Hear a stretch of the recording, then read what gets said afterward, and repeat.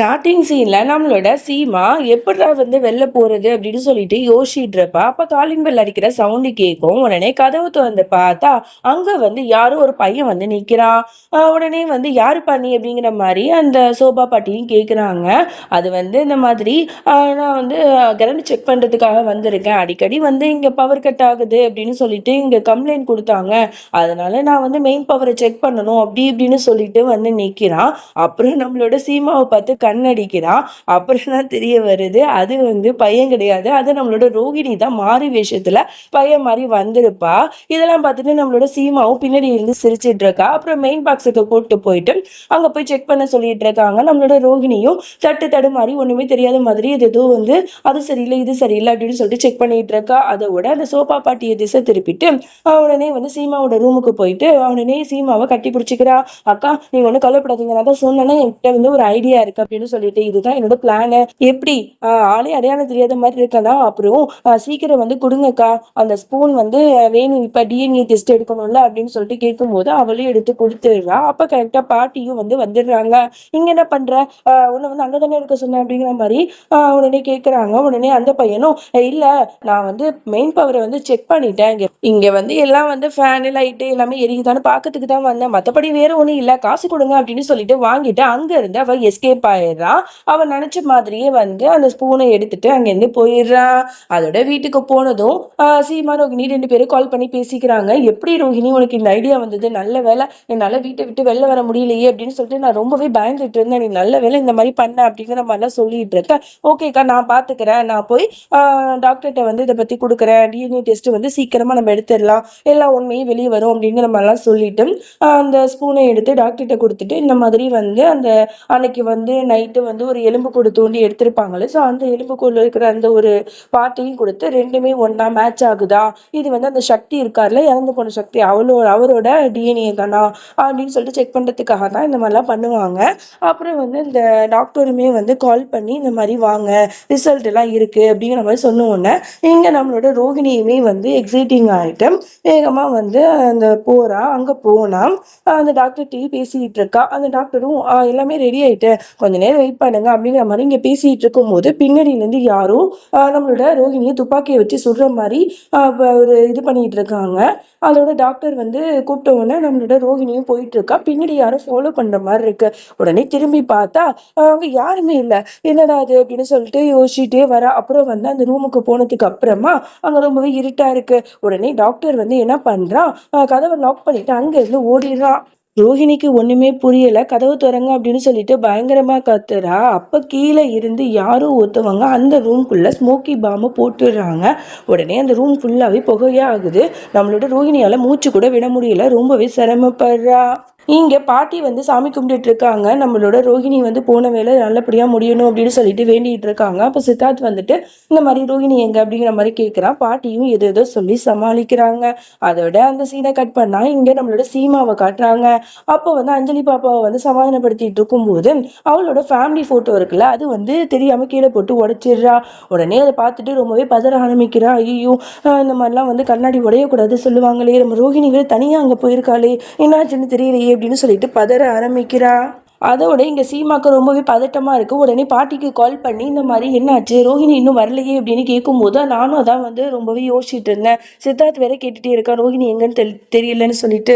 சித்தார்த் வேற கேட்டுட்டே இருக்கா ரோஹிணி எங்கன்னு சொல்லிட்டு. ரொம்ப நேரம் ஆச்சு அப்படின்னு சொல்லிட்டு ரெண்டு பேருமே பதறாங்க. சரி இந்த விஷயத்த பத்தி வீட்டுல இருக்கிறவங்கள்ட்ட நம்ம சொல்லிடலாம், வேற வழி இல்லை அப்படின்னு சொல்லிட்டு இங்க பேசிட்டு வச்சிடுறாங்க. அப்போ வந்து அந்த சோபா பாட்டியும் குழந்தைய தூக்கிட்டு போயிடுது. அப்போ கரெக்டா பிரேம் வரான். உடனே பிரேம்கிட்ட வந்து சீமா எல்லா விஷயத்தையும் சொல்ல ஆரம்பிக்கிறான். இந்த பாருங்க பிரேம், இந்த மாதிரி உங்களோட அப்பா சக்தி இருக்காருல்ல, அவர் வந்து இறந்து போகல, அவர் வந்து உயிரோட தான் இருக்காரு. அந்த விஷயத்த ரோஹிணி வந்து தெரிஞ்சுக்கிட்டு அவரை வந்து சாகலைங்கிறத நிரூபிக்கணுங்கிறதுனாலதான் டிஎன்ஏ டெஸ்ட் எடுக்கிறதுக்காக போயிருந்தா. ஆனா அவளை வந்து இப்ப காணோம். அன்னைக்கு நைட்டு கூட நான் வெளில போயிருந்தேன் தெரியுமா, பாம்பு கடிச்சதே, அப்ப கூட வந்து நாங்க அந்த எலும்புக்கூடுல இருக்கிற ஒரு பாட்டை எடுத்துக்கிறதுக்கு தான் போனோம் அப்படின்னு சொல்லிட்டு நடந்த எல்லா விஷயத்தையும் சொல்லும் போது பிரேமுக்கு பயங்கரமா ஷாக் ஆகுது. உடனே அந்த இடத்துக்கு சோபா பாட்டி வந்துட்டு இவளுக்கு எவ்வளவு திமிரு இருந்தா இப்பெல்லாம் பண்ணிருப்பா, உனக்கு உனக்கு தெரியாம இல்லாத வேலை பண்றா பாரு அப்படின்னு சொல்லிட்டு ஏத்தி விடுறாங்க. உடனே வந்து பிரேம் சொல்றா, அந்த பாருங்க பாட்டி எதா இருந்தாலும் அப்புறம் பாத்துக்கலாம், இப்ப நம்ம ரோகிணியோட உயிர் தான் முக்கியம், அவளை எப்படியாவது காப்பாத்தணும் அப்படின்னு சொல்லிட்டு பேசுறாங்க. இங்கே வந்து பரத்வாஜ் வீட்டில பாட்டியுமே வந்து சித்தார்த்து மொத்த குடும்பத்திடையே இந்த உண்மையை சொல்லிடுறாங்க. அப்புறம் வந்து பிரேம் சித்தார்த் 2 பேருமே பேசி ஒரு பஸ் ஸ்டாண்ட் மாதிரி இருக்கு, அங்க வந்து மொத்த குடும்பமும் வராங்க. வந்துட்டு இந்த மாதிரி நம்ம எல்லாரும் ஒன்னா சேர்ந்துதான் ரோஹிணியை வந்து காப்பாற்றணும், கண்டுபிடிக்கணும் அப்படின்னு சொல்லிட்டு கை கோத்துக்கிறாங்க. நம்மளோட பிரேம் மட்டும் அப்படி யோசிச்சுட்டு அதுக்கப்புறம் வந்து பாட்டி வந்து கையை வைப்பா அப்படின்னு சொன்ன உடனே தான் அவனும் வந்து கையை கோத்துக்கிறான். எல்லாம் ஒன்னாவே தேடலாம் அப்படின்னு சொல்லிட்டு எல்லாரும் அங்கங்க போயிட்டு நம்மளோட ரோஹிணி போட்டோவை காட்டி தேட ஆரம்பிக்கிறாங்க. அப்பதான் நம்மளோட சீமாக்கு வந்து ஏற்கனவே ரோஹிணி வந்து இந்த ஹாஸ்பிட்டல்ல தானே டிஎன்ஏ டெஸ்ட் எடுக்க போறேன்னு சொன்னா அது ஞாபகம் வந்திருக்கும். உடனே பக்கத்துல இருக்கிற அந்த ஹாஸ்பிட்டலுக்கு ஓடி போயிட்டு ரோஹிணி ரோஹிணின்னு கத்த ஆரம்பிக்கிறா. அப்போ வந்து அந்த ஹாஸ்பிட்டல் ஃபுல்லாவே இருட்டா இருக்கு. உடனே இந்த சவுண்டை கேட்டுட்டு நம்மளோட ரோஹிணி வந்து அக்கா அக்கா அப்படின்னு கத்துறா. கத்துனோன்னா ஒரு வழியா அந்த உடைச்சி எப்படியோ வந்து அந்த ரூம் லாக்க போயிட்டு நம்ம ரோஹிணியை வந்து நம்மளோட சீமா காப்பாத்தி அங்கேருந்து அழைச்சிட்டு வரா. அப்போ வந்து பார்த்தா இந்த மாதிரி சீமா வந்து கேட்டுட்டு இருக்கா, என்னம்மா ஆச்சு, எப்படி வந்து இந்த மாதிரி நடந்துச்சுன்னு சொல்லும் போது அவளும் இந்த மாதிரி நடந்த எல்லா விஷயத்தையும் சொல்லிட்டு இருக்கா. உன் கையில இந்த ரிப்போர்ட் வந்து இருந்துச்சா அப்படின்னு கேட்டா, இல்ல ரிப்போர்ட் வந்து அந்த ரூம்ல தான் இருக்கு அப்படின்னு சொல்லும்போது, இப்படி இவங்க பேசிட்டு இருக்கும்போது அந்த மாடிப்படியிலேருந்து ஏதோ ஒரு கையை வந்து கிளவுஸ் போட்டுட்டு ஹாய் காட்டுற மாதிரி இருக்கு.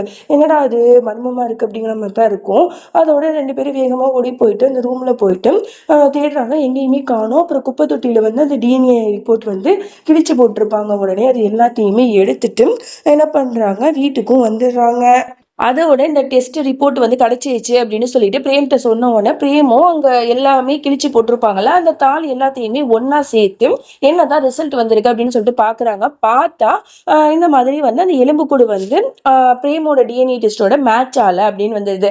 அப்படின்னா சக்தி வந்து உயிரோட தான் இருக்காரு அப்படிங்கிற மாதிரி இதுல நிரூபணம் ஆயிடுது. உடனே எல்லாரும் அதிர்ச்சியாறாங்க. அப்பதான் ரோஹிணி வந்து உண்மையை சொல்ல ஆரம்பிக்கிறா, அன்னைக்கு ஒரு நாள் நான் கோயிலுக்கு போயிட்டு வந்தேன், அப்ப பார்த்தா சக்தி அங்குல வந்து நான் நேர்ல கண்ணுக்கு நேரா பார்த்தேன், அதுக்கப்புறம் தான் இந்த டவுட் வந்துச்சு, இதை நான் வந்து அக்காட்டையும் சொன்னேன் அப்படின்னு சொல்லும் போது சீமாவும் எல்லா விஷயத்தையும் சொல்றா.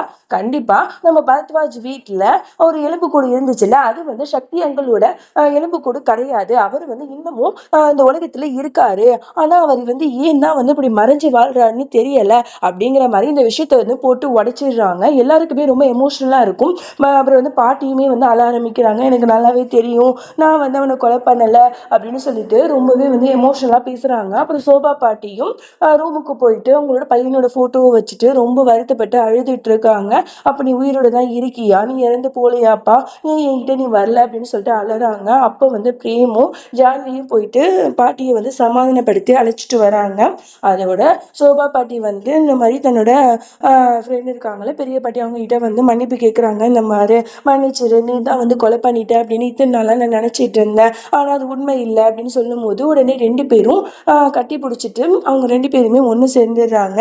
அப்பதான் வந்து பெரிய பாட்டி சொல்றாங்க, இந்த பாருப்பா பிரேம், இப்பதான் வந்து நிரூபணம் ஆயிடுச்சுல, உன்னோட அப்பாவை நாங்க கொலை பண்ணலப்பா, வாப்பா நம்ம வந்து நம்ம வீட்டுக்கு போகலாம் அப்படின்னு சொல்லிட்டு வீட்டில் இருக்கிறவங்க எல்லாருமே வந்து பிரேமை கன்வின்ஸ் பண்றாங்க.